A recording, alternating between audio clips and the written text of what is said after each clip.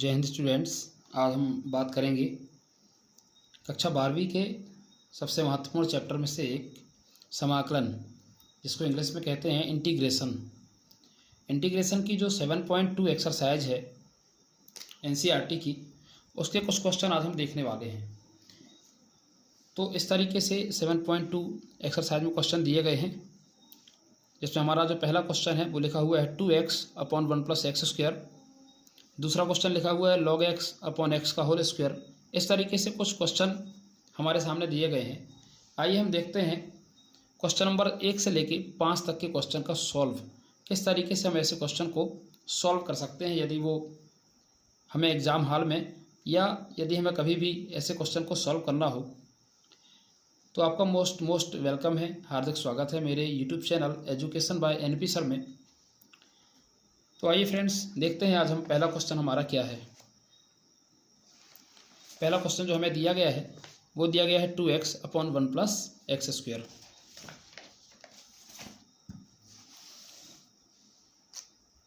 तो फ्रेंड्स, जो हमारा पहला काम है, पहला क्वेश्चन जो 7.2 का दिया गया है वो दिया गया है 2x/1 + x²। देखिए फ्रेंड्स, ये है प्रतिस्थापन समाकलन। प्रतिस्थापन समाकलन में होता क्या है कि हम किसी एक पद को t या फिर u या फिर z कोई एक वेरिएबल या चर राशि के रूप में मान लेते हैं।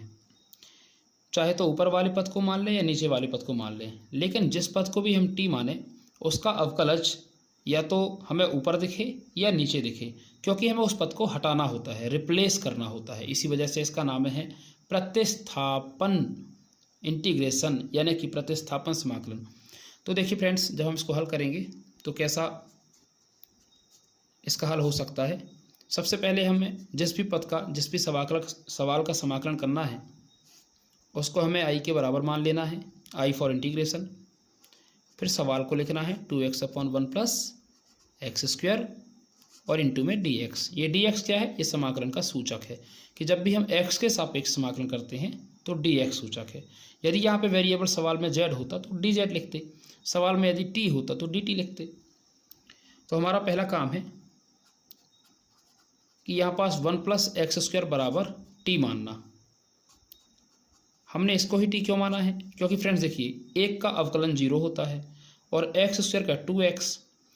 तो इस तरीके से हमें ऊपर वाला पद दिख रहा है और इस पद को हमें आगे चल के रिप्लेस करना होगा।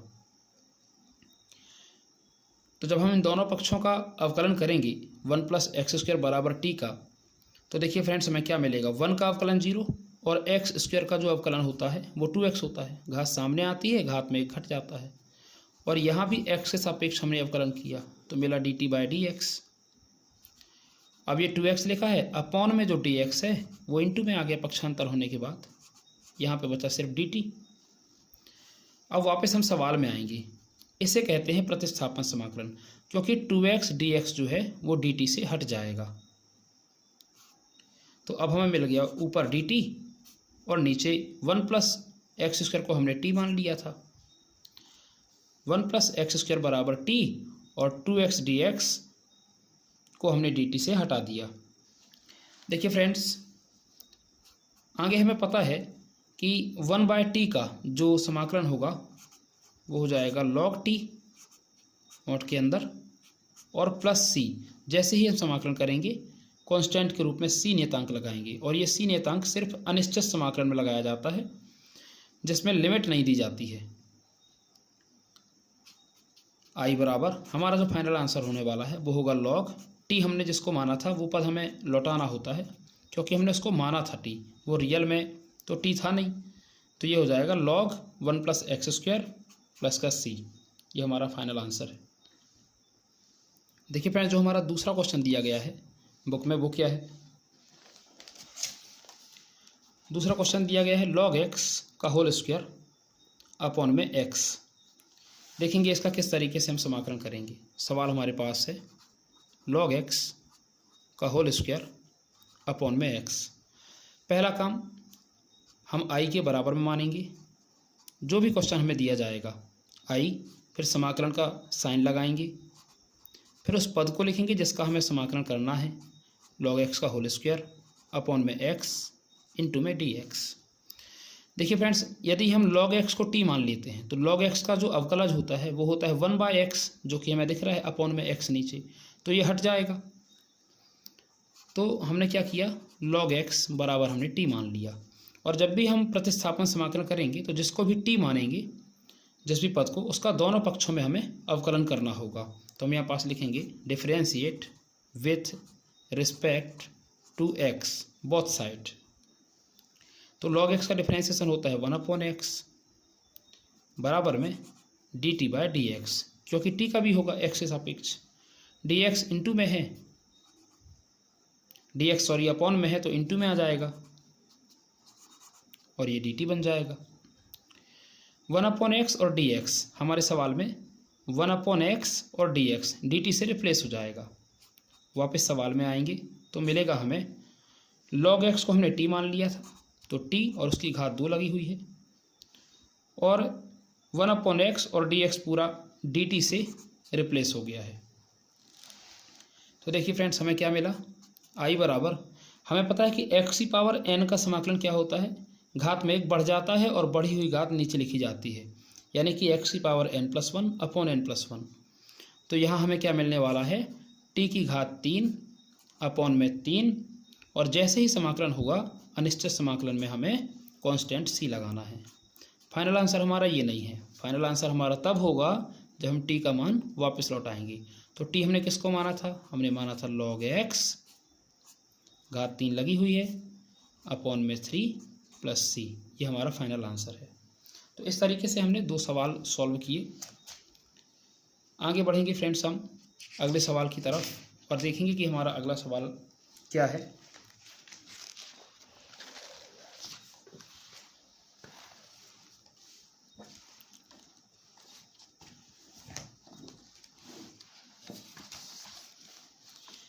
देखिए फ्रेंड्स, जो हमारा अगला सवाल है 7.2 एक्सरसाइज का, वो है 1/x plus x log x। तीसरा सवाल,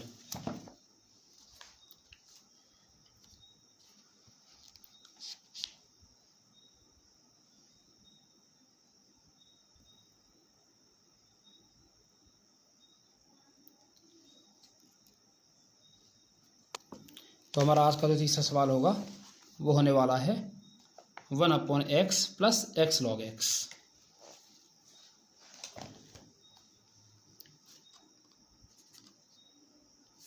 तीसरा सवाल 1/x plus x log x, ये हमारा आज का तीसरा सवाल है जिसका हमें समाकलन करना है। तो जैसे ही हम इसे सॉल्व करेंगे, सबसे पहला काम i के बराबर में मान लेना है, i फॉर इंटीग्रेशन, समाकलन का साइन लगाना है। 1/x plus x log x, उस पद को हमने लिखा जिसका हमें समाकलन करना है, और समाकलन का सूचक लिखा dx। देखिए फ्रेंड्स, i बराबर, अभी तो हमें इस सवाल में थोड़ी सा हम सरल करेंगे सवाल को, x यहाँ भी है, x यहाँ भी है, x कॉमन आ गया, तो ये मिला हमें 1 प्लस log x और ये dx हो गया। हम क्या करेंगे फ्रेंड्स, 1 प्लस log x को t मानेंगे, आगे पता चलेगा क्यों मानेंगे। 1 प्लस log x बराबर हमने t मान लिया। इसका जब हम दोनों पक्षों में अवकलन करेंगे तो 1 का 0, log x का 1/x, और यहाँ हो जाएगा dt/dx। 1/x, dx अपॉन में है तो इंटू में आ जाएगा, बराबर मिल जाएगा हमें dt। इस तरीके से हमने ये देखा। वापस सवाल में आते हैं, समाकलन dx अपॉन x, तो देखिए dx और 1/x को dt रिप्लेस कर रहा है, 1/1/x और dx किससे रिप्लेस हो रहा है, dt से। 1 प्लस log x को हमने क्या माना हुआ था, t माना हुआ था, और ये हमने dt लिख लिया, किसकी जगह पर, 1/x और dx की जगह पर। तो फ्रेंड्स 1/x का जो समाकलन होता है वो log x होता है, तो 1/t का क्या हो जाएगा, log t मोड के अंदर प्लस c बराबर, ये फॉर्मूला है फ्रेंड्स कि जब भी हम समाकलन करेंगे 1/x dx तो हम लिखेंगे log x, जहाँ पे x मापांक फलन के अंदर होगा और प्लस c एक नियतांक लगेगा। लेकिन हमारा फाइनल आंसर तब आता है जब हम t वाले मान को वापस लौटाते हैं। t हमने किसको माना था? 1 प्लस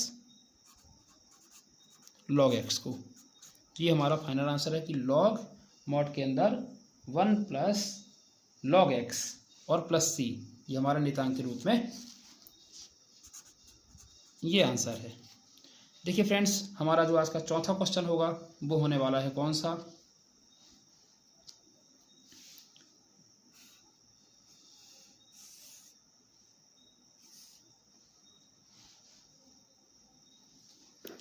जो हमारा चौथा क्वेश्चन है, sine x into sine cos x, sine x into sine cos x, sine x into sine bracket के अंदर कॉस एक्स। तो जिसको भी हमें समाकलन के रूप में लिखना है, सबसे पहले उसको आई के बराबर मान लेना है। आई बराबर sine x sine cos x और इंटू में डी एक्स लगाना है, इंटू में डी एक्स। देखिए फ्रेंड्स, ये इंटू में डी एक्स यहाँ आपको लगाना है। अब हम यहाँ पर किसको टी मानेंगे? तो ये जो ब्रैकेट के अंदर कॉस एक्स है, इसको यदि हम टी मान लें तो उसमें हमारा ही फायदा है। माना कॉस एक्स बराबर टी।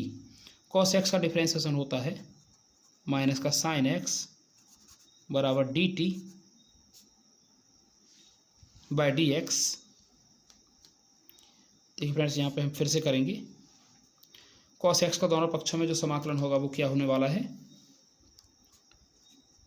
यहाँ पे माइनस साइन एक्स बराबर में ये हो जाएगा D T by D x. Upon का जो डी एक्स है वो इंटू में आ जाएगा बराबर में डी टी। इसको हम लिख सकते हैं फ्रेंड्स, ये जो माइनस चिन्ह है साइन एक्स हमारे सवाल में तो है नहीं है, ये क्वेश्चन जो हमें दिया गया था। तो इस माइनस साइन को हम इस तरफ हमने ट्रांसफ़र कर दिया, माइनस डी टी। हमें पता होता है माइनस एक्स बराबर यदि कभी 10 आया है, इसका मतलब वो एक्स बराबर माइनस 10 आया हुआ है। चलिए फ्रेंड्स, हम वापस सवाल में आते हैं। तो ये मिलेगा हमें आई बराबर समाकलन। देखिए फ्रेंड्स, जो हमारा साइन एक्स और डी एक्स था वो माइनस डी टी से हट गया। तो जो माइनस चिन्ह आया सवाल में वो माइनस चिन्ह हमारा ये है। यहाँ पास बचा क्या? यहाँ पास एक साइन बचा और ब्रैकेट के अंदर जो कॉस एक्स था उसको हमने टी मान लिया था। तो साइन टी और डी टी। आई बराबर माइनस साइन टी का जो समाकलन होता है वो होता है माइनस का कॉस टी और तुरंत एक नियतांक लगेगा प्लस का सी।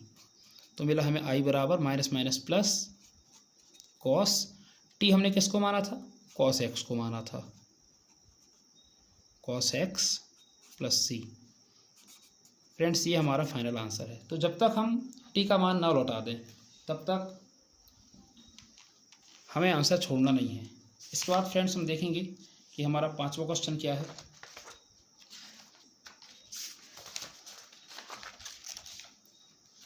चलिए फ्रेंड्स, यहाँ देख लेते हैं पांचवा क्वेश्चन आज का।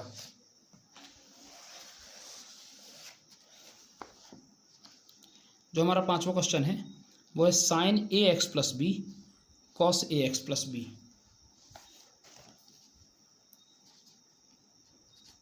पांचवा क्वेश्चन क्या दिया गया है? देखिए, sign a x plus B cos A x plus B.